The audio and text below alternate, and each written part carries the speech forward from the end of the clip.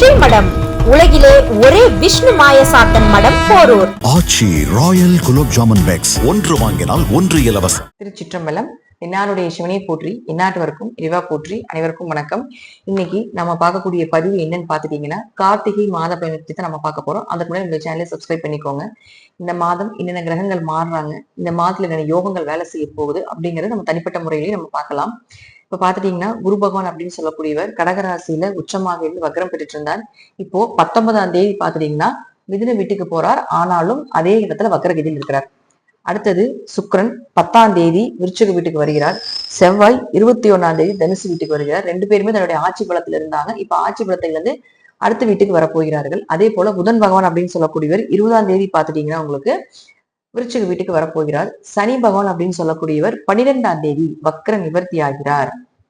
இப்போ சுக்கிரனும் புதன் சேர்க்கை அப்படிங்கிறது மதன ராஜகோபால யோகம். அதே போல பாத்துட்டீங்கன்னா இந்த சூரியனும் செவ்வாயும் சேர்றது பாத்துட்டீங்கன்னா மகா யோகம்னு சொல்லுவோம். அடுத்தது இந்த சுக்கிரனும் செவ்வாயும் சேர்றது பிறகு மங்கள யோகம்னு சொல்லுவோம். இந்த சுக்கிரன் இந்த சூரியனோட சேரும் பொழுது பாத்தீங்கன்னா சுக்கிர ஆதித்ய யோகம் அப்படிங்கிறது வேலை செய்யும். இந்த மாதிரி இவ்வளவு யோகங்கள் இருக்கு. என்னென்ன ஒவ்வொரு ஜாதகத்துக்கும் தனிப்பட்ட முறையில பண்ண போகுது அப்படிங்கிறத நம்ம முழுமையாக இந்த பதிவுல பார்க்கலாம். தனுசு ராசிக்குண்டான கார்த்திகை மாத பலன்களை பத்தி பார்க்கலாம். தனுசு ராசி இந்த மாதம் ராசி அதிபதியாக இருக்கக்கூடிய குரு பகவான் மீண்டும் தன்னுடைய 7ஆம் வீட்டுக்கு வருகிறார். பிளஸ் வக்ரகதி. அப்ப ராசியை பார்ப்பார். என்னதான் இருந்தாலும் அது பாதகம் இருந்தாலும் வக்ரமாக இருக்கும்போது ஓரளவுக்கு நன்மைகளை கொடுப்பார். இரட்டிப்பு மடங்கான நன்மைகளை கொடுப்பார். ஆனா அவர் 4ஆம் அதிபதியாக இருக்கிறதுனால கொஞ்சம் ஆரோக்கியம் சார்ந்த விஷயத்துல கவனமா இருங்க.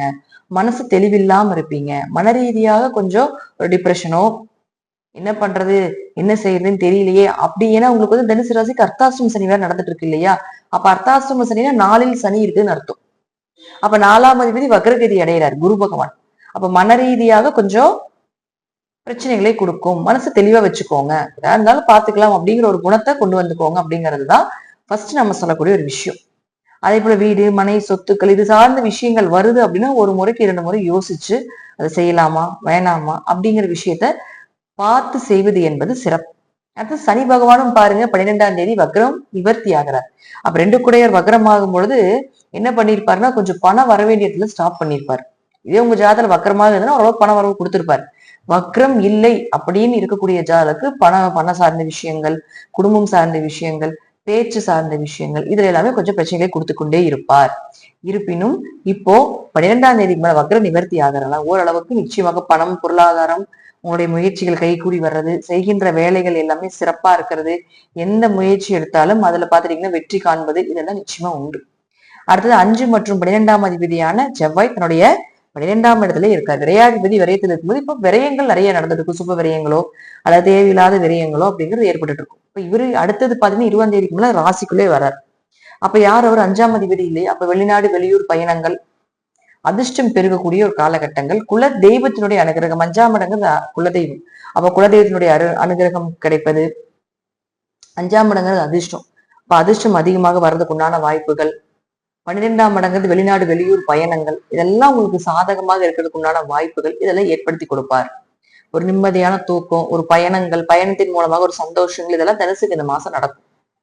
அடுத்தது பாருங்க சுக்கிரனை பொறுத்த வரைக்கும் அவரு 10ஆம் தேதி வரைக்கும் 11ஆம் வீட்டிலேயே இருக்காரு. அதற்கு மேல 12ஆம் வீட்டுக்கு வர்றாரு. கொஞ்சம் சுப விரயங்கள் உண்டு குடும்பத்துல. உங்களுடைய லாபங்கள் சார்ந்தது, வேலை சார்ந்தது, கடன் சார்ந்த விஷயங்கள் ஏதாவது இருந்தாலும் 10ஆம் தேதிக்கு முன்னாடியே செய்து கொள்வது என்பது நல்லது. 10ஆம் தேதிக்கு மேல பாத்துட்டீங்கன்னாலும் சுக்கிரன் 12ஆம் வீட்டுக்கு வந்து சொந்த வீட்டை பாக்குது. அப்போ வேலையில இருந்து வந்த பிரச்சனைகள்ல பெருசா ஒன்றும் பாதிப்புகள் இல்லை. வேலை செய்யக்கூடிய இடத்துல இருந்து வந்த பிரச்சனைகளுக்கும் பெருசா ஒரு பாதிப்புகள் கிடையாது. கொஞ்சம் யோசிச்சு நிதானமா செஞ்சீங்கன்னா எதாக இருந்தாலும் ஜெயிக்கலாம் அப்படிங்கறது அமைப்பு இந்த மாசம். புதனை பொறுத்த வரைக்கும் பாத்துட்டீங்கன்னாலும் உங்களுக்கு 11ஆம் வீட்டுல இருக்காரு. இப்ப 7 குடையவரும் 10 குடையவருமான புதன் 11ஆம் வீட்டில் இருக்கும் பொழுது கண்டிப்பாக வருமானம், தொழில் சிறப்பாக இருக்கும். ஏன்னா உங்களுக்கு முழுக்க புதன் அப்படின்னு சொல்லக்கூடிய இந்த லக்னத்துக்கு பாதகாதிபதினு சொன்னாலும் கூட 11ஆம் இடத்துக்கு வரும்போது ஓரளவுக்கு லாபத்தையாவது கொடுத்துட்டு போவார். தொழில் பெருக்கத்தை கொடுப்பார். கணவன் மனைவிகளில் வந்து கருத்து வேறுபாடுகள் விலகும். 2ஆம் தாரத்திற்குண்டான ஒரு வாய்ப்பை ஏற்படுத்தி கொடுப்பார். ரொம்ப நாளா கல்யாணம் இல்லை அப்படின்னு இருந்தாலும் கூட அவர்களுக்கு ஒரு வாய்ப்புகளை ஏற்படுத்தி கொடுப்பார் அப்படிங்கறது அமைப்பு. அவரும் பாத்தீங்கன்னா 20ஆம் தேதிக்கு மேல் 12ஆம் வீட்டுக்கு வருது. அப்ப டோட்டலா ஜாதகத்துக்கு 9ஆம் அதிபதி 12ல நிக்குது, தந்தை ஸ்தானாதிபதி 12ல நிக்குது. அப்ப அப்பாவுடைய ஆரோக்கியத்துல கவனமா இருக்கணும். தொடர்ல எல்லா கிரகங்களுமே ஒரு 4 கிரகங்களுமே 12ஆம் வீட்டுக்கு வருது. அப்ப விரயத்துக்கு வரும்போது ரொம்ப கவனமா இருங்க. விரயஸ்தானம் வலுக்க போகுது, தேவையில்லாத விரயங்கள் வரப்போகுது. சுப விரயம் பண்ணுங்க, கோவிலுக்கு நிறைய பண்ணுங்க, ஆன்மீகத்துக்கு நிறைய பண்ணுங்க, சுப செலவுகள் நிறைய பண்ணுங்க, குடும்ப தேவைகளுக்கு நிறைய செலவு பண்ணுங்க. இதெல்லாம் பண்றப்போ அசுப விரயங்கள் கொஞ்சம் குறையும். சோ முழுக்க முழுக்க முழுக்க இந்த மாதம் அப்படின்னு பாத்துட்டீங்கன்னா இந்த 4 கிரக கூட்டு சேர்க்கைகளும் ஒரு வெளிநாடு வெளியூர் பயணங்கள், இன்ப சுற்றுலா, தீர்த்த யாத்திரை இது போன்ற விஷயத்தையும் உங்களுக்கு கொடுக்கும் அப்படிங்கறத மாற்றுக்கருத்து இல்லை. தனுசு ராசி இந்த மாதம் பணவர ஓரளவுக்கு இருந்தாலும் விரயத்தை ஈக்குவலா கொடுக்கறதுக்குள்ளான மாதமாக இருக்கு. எதாக இருந்தாலும் ஒரு முறைக்கு பல முறை யோசிச்சு செய்யுங்க. ஜாதகத்துல தசாபுத்திகள் நல்லா இருந்துட்டா நான் சொல்வதை விட இனிமே நல்ல நல்ல பலன்கள் நடப்பதற்குள்ளான வாய்ப்புகளும் உண்டு. நன்றி. இன்னும் ஒரு நல்ல பதிவுல சந்திக்கலாம். திருச்சிற்றம்பலம், தில்லையம்பலம், ஸ்ரீ நரசிம்ம திருடிகள் சரணம்.